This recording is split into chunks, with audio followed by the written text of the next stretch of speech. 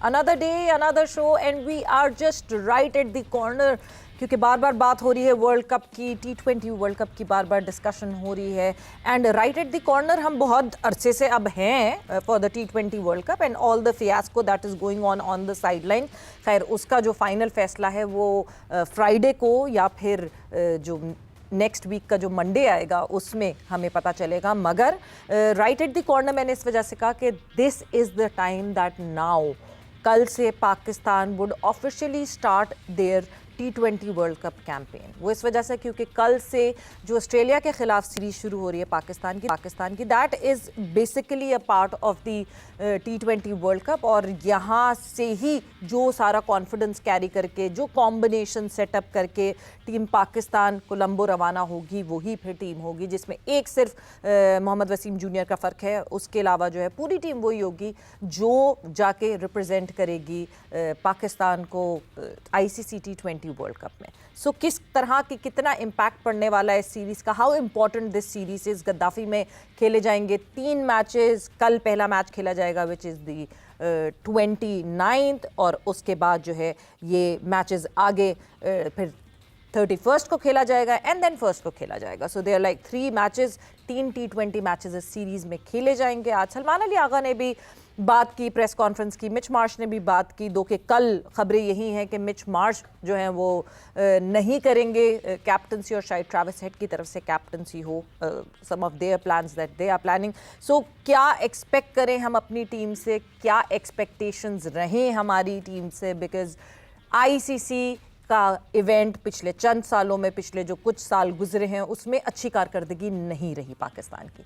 तो क्या अब ये जो नई spirited team under Mike Hesson, under Salman Ali Agha, are they pumped up to win this one, to सबसे पहले तो विन से पहले I would say to come to the knockouts, सबसे पहले सेमीफाइनल्स तक एंड सेमीफाइनल्स के बाद फिर हम फाइनल की उम्मीद आगे बढ़ाएंगे। सो देखना यही है कि क्या हमारी टीम में इतना दमखम है कि नहीं है। सो डिस्कशन हमारी यही रहेगी और डिस्कशन के लिए हमारे साथ मौजूद हैं पाकिस्तान क्रिकेटर अब्दुल रऊफ। अस्सलाम वालेकुम and welcome to the show Rauf. जी वालेकुम सलाम। सो रऊफ, सबसे पहले ऑब्वियसली ऑस्ट्रेलिया से कल से जो है ये सीरीज़ का आगाज़ हो रहा है एंड हम सबका मेजर इंटरेस्ट यही है देखने का कि ठीक है हम कंडीशंस की बात करते हैं। ऑब्वियसली लाहौर की कंडीशंस एंड कोलंबो की कंडीशंस आर डिफरेंट। दो के सलमान अली आगा ने कहा है कि हमने कुछ हद तक रिक्वेस्ट की है कि कहीं ना कहीं डुप्लीकेट हो सकें, जो कि मुश्किल है कि कंडीशंस डुप्लीकेट हो जाए।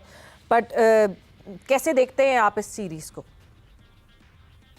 देखिए, मेरा ख्याल है कि पाकिस्तान के लिए बहुत ज़्यादा इंपॉर्टेंट सीरीज़ है, क्योंकि वर्ल्ड कप से पहले जो भी सीरीज़ आप खेलते हैं उस पर आपको कॉम्बिनेशन बनाने का, आपको मोमेंटम एक बनाने का, आपको जो अपना एक विनिंग यूनिट है उसको डेवलप करने का मौका मिलता है और आपको एग्जैक्टली पता होता है कि आपके कौन से प्लेयर्स हैं वो वर्ल्ड कप पे टीम का हिस्सा होंगे, आपके स्ट्रेटजी प्लान का हिस्सा होंगे और आपने किस प्लेयर को किस तरीके से यूटिलाइज करना है। तो इसलिए ये जो सीरीज है ऑस्ट्रेलिया के साथ और स्पेशली एक बड़ी टीम के खिलाफ, ये बहुत ज्यादा अहमियत की अमल है। गो कि ऑस्ट्रेलिया के इस पे जो टॉप प्लेयर्स हैं वो पार्टिसिपेट नहीं कर रहे। हैजलवुड नहीं है, कमिंस नहीं है, मैक्सवेल नहीं है और एक और प्लेयर्स मेरा ख्याल है कि मिसिंग है। मगर उसके बावजूद पाकिस्तान के लिए बहुत ज्यादा इंपॉर्टेंट सीरीज है और स्पेशली जो पाकिस्तान के जो प्लेयर्स हैं जिसमें बाबर आजम बहुत ज्यादा स्ट्रगल कर रहे हैं, काफी अरसे से शॉर्ट फॉरवर्ड में स्ट्रगल कर रहे हैं। अभी बिग बैश में उनकी स्ट्रगल जारी रही है। उन पे बहुत ज्यादा एक प्रेशर होगा, उन पे बहुत ज्यादा आई होगी लोगों की कि वेदर वो परफॉर्म करते हैं या नहीं करते। फिर शाहीन अफरीदी क्योंकि बिग बैश में इंजर्ड हो गए थे, उनको पुल बैक किया गया। अब हमें नहीं पता कि उनकी इंजरी की क्या कंडीशंस है, वेदर के वो पूरी फोर्स के साथ दोबारा अपनी इंजरी को रिकवर करके बॉलिंग के काबिल हुए या नहीं हुए, उनका एक टेस्ट होगा। फिर जो यंग प्लेयर्स हैं उनका भी टेस्ट होगा। तो मेरा ख्याल है कि काफी एक इम्पोर्टेंट सीरीज होगी पाकिस्तान के लिए। बिल्कुल रऊफ, आपने जिस तरह कहा कि बाबर आजम पे सबकी नजरें हैं, तो यस, जब आज प्रेस कॉन्फ्रेंस में सलमान अली आगा है तो ऐसा कैसे हो सकता था कि बाबर आजम का सवाल ना हो। वो कहते हैं ना, जब प्लेयर बड़ा होता है तो सरदर्द भी ज्यादा होता है और उसी तरह का सरदर्द है जिस तरह सलमान अली आगा ने कहा रऊफ के मैं ये ख्वाहिश करता हूँ कि कभी मैं प्रेस कॉन्फ्रेंस में आऊं तो मुझसे बाबर का सवाल ना पूछा जाए, बिकॉज कहीं ना कहीं बाबर की फॉर्म का डेफिनेटली सवाल होता है। बिग बैश में जिस तरह वहाँ जो सारे सिलसिले हुए, but then can we just have the leverage of different conditions, because then Australia की conditions and श्रीलंका की conditions and श्रीलंका की condition में Babar has not been that bad. देखिए मेरा ख्याल के मुताबिक तो जो ऑस्ट्रेलियन कंडीशन थी बहुत बेहतर थी, क्योंकि ऑस्ट्रेलिया सबसे एक आइडियल कंडीशन होती है बैट्समैन के लिए फार्म बैक लेने के लिए, और स्पेशली जो शॉर्ट फॉरवर्ड है, क्योंकि बॉल स्ट्रेट आती है, उसमें कोई इन आउट्स नहीं होते, कुछ बॉल की मूवमेंट एक्स्ट्रा नहीं होती, और बॉल में जो स्पिन है वो बहुत ज्यादा ग्रिप नहीं होती है, वेरिएशन इतनी ज्यादा चेंज नहीं होती। तो श्रीलंका में तो ये सारी चीजें आपको फेस करनी पड़ेंगी। जब ह्यूमिडिटी होगी, जब क्लाउडी कंडीशंस होंगी, तो उसमें आपको सीम भी मिलेगी, उसमें आपको स्विंग भी खेलने को मिलेगी, फिर जो पिचेस का बिहेवियर है उसमें आपको ग्रिप भी मिलेगी, उसमें आपको वेरिएशन भी मिलेगी, पेस चेंज भी मिलेगी। तो मेरा ख्याल के मुताबिक तो श्रीलंकन कंडीशंस ज्यादा मुश्किल है एक बैट्समैन के लिए as compare to Australian conditions. और इसमें आपको एक और भी मैं बात बताऊं कि आप हमारे जो दो टाइप के प्लेयर्स खेल रहे थे, एक बांग्लादेश लीग में खेल रहे थे और एक बिग बैश लीग में ऑस्ट्रेलिया में खेल रहे थे, और जो बांग्लादेश पे जो खेल रहे थे उनकी परफॉर्मेंस भी बिल्कुल ही बिलो द बेल्ट रही है, क्योंकि वहां भी कंडीशंस बहुत ज्यादा मुख्तलिफ होती हैं, मुश्किल कंडीशंस होती हैं बांग्लादेश और श्रीलंका की। तो अगर एक प्लेयर आउट ऑफ फॉर्म है तो मेरा नहीं ख्याल कि कोई आइडियल कंडीशन होगी श्रीलंका में उसके लिए कि वो वहां पे परफॉर्म कर देगा। बिल्कुल, एक बीपीएल में खेल रहे थे तो दूसरी एक हमारी लॉर्ड जो है वो बीबीएल में खेल रही थी, दो बिल्कुल डिफरेंट कंडीशंस में, एंड परफॉर्मेंसेस ज्यादा कोई हाईलाइटेड नहीं थी। You are right about that. Shadab Khan, coming back to the mix, Shadab Khan की इस एंट्री को आप कैसे देखते हैं रऊफ? देखिए अभी देखना पड़ेगा, क्योंकि उनको जुलाई में सेंट्रल कॉन्ट्रैक्ट दिया गया था और पिछले एक साल से वो पाकिस्तान के लिए कोई मैच नहीं खेले थे, और लास्ट वो श्रीलंका के खिलाफ सीरीज में उनको इंक्लूड किया गया, मगर उनकी बॉलिंग फिर भी कोई इतनी ज्यादा कोई अप टू द मार्क नहीं रही है।